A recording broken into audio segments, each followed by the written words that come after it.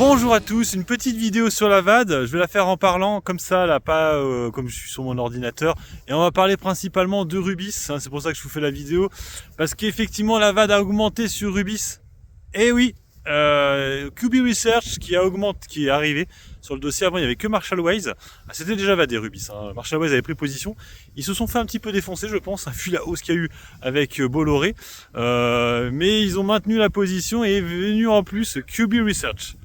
Donc du coup, on a deux sociétés maintenant qui vadent Rubis. Alors je sais pourquoi ils la vadent, je pense que c'est pour ça que j'étais sorti moi à l'époque du dossier.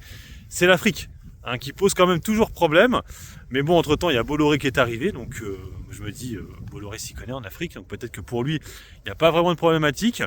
Donc moi, c'est pour ça que je suis re-rentré sur le dossier. Mais à l'époque, j'avais vendu à cause de l'Afrique, principalement, où j'étais là en mode, ouais, mais en fait, s'ils estiment que l'Afrique, ça va être bon, s'il y a des tensions, ça va être compliqué.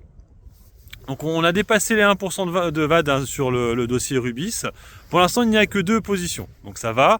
Il ne faudrait pas que ça devienne un dossier comme Alstom où il y a plusieurs fonds qui arrivent et qui pourraient poser un peu problème.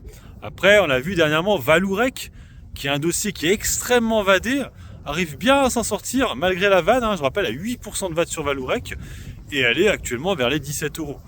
Donc des fois, il y a des dossiers qui arrivent à s'en sortir malgré une très grosse VAD. Mais moi, en général, je fais gaffe.